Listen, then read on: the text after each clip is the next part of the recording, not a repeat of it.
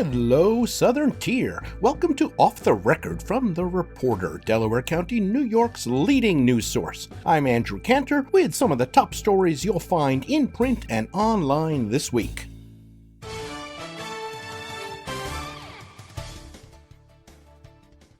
This episode is sponsored by Decker Advertising, your one-stop shop for all your business and promotional needs, from logo design and custom clothing to screen printing, lawn signs, banners, decals, car wraps, and much more. Call today for your free estimate. See how Decker Advertising can help you. Their number, 607-746-2178, or you can visit dckr.com. And now the news. This week's paper has part 2 of Behind Closed Doors. That's reporter Alicia Corba's investigative story on the alleged abuses at the Family Foundation School in Hancock. This week, Corba looks at how reports and court filings show the Argurosas and school staff covered up the abuses for years. When students went to school staff to complain about abuse, they say they were ignored. When they tried to tell their parents or their friends outside the school, they were punished, and the ones who did get messages home were undermined by the school staff, who convinced parents not to believe the kids. The few staff members who did care about them would keep silent for fear of losing their jobs. Students who were able to escape found that Hancock residents and police weren't on their side. After all, the Arguros family was well connected. Even today, it has a whole lot of business interests in Hancock, including 2 motels and the little local newspaper, the Hancock Herald.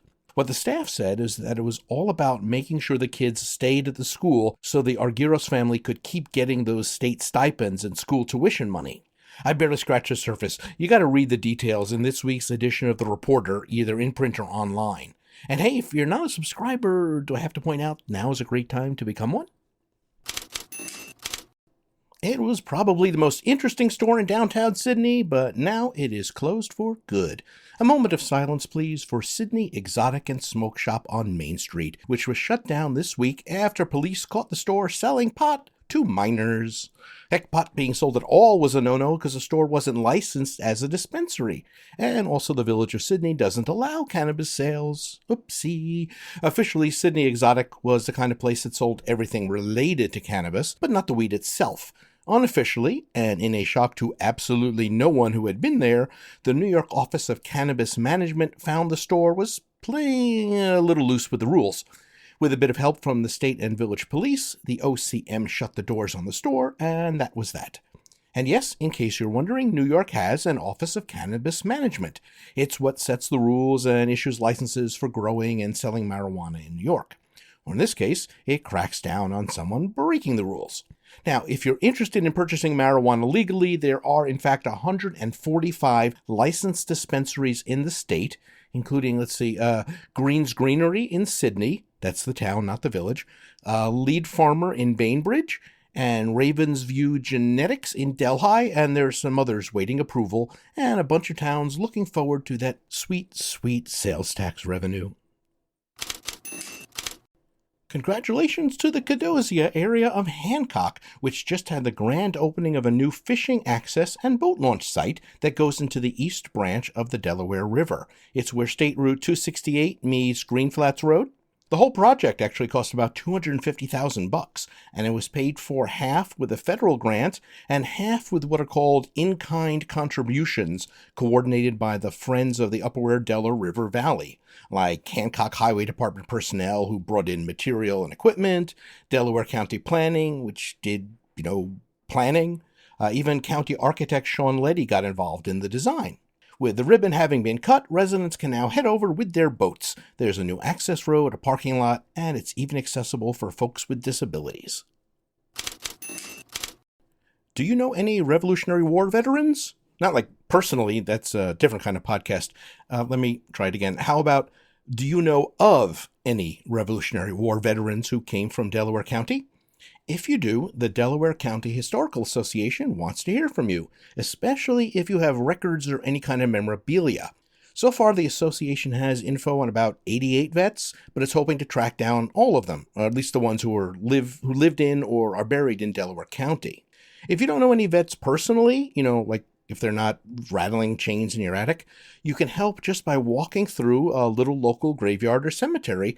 Look for headstones of men born between about 1730 and 1760. Veterans' headstones might have a flag on them or even Revolutionary War soldier carved into them. Snap a photo or just take a note of who it is and where he's buried, then let the Delaware County Historical Association know. Send a message to dchadelhi@gmail.com.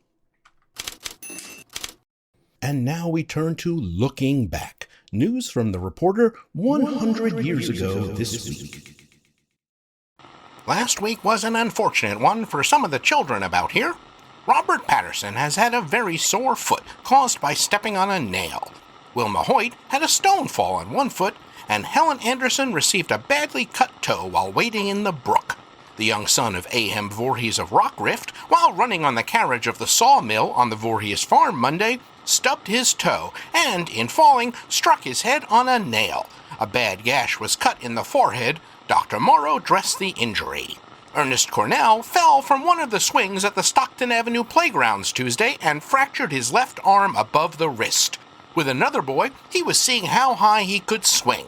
Dr. W.R. Gladstone reduced the fracture. Returning to 2024, there's plenty more in this week's issue of The Reporter. You can read how Delhi is creating car-free play streets for kids to ride bikes, play hopscotch, skateboard, ride scooters, and engage in all sorts of activities under that big yellow ball in the sky that they've probably read about.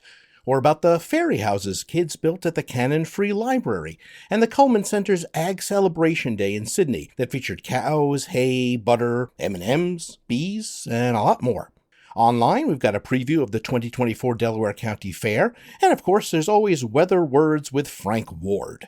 Remember, to get all the news that matters to you and your Delaware County community, subscribe to The Reporter at the-reporter.net or call 607-464-4009. We'll see you next week.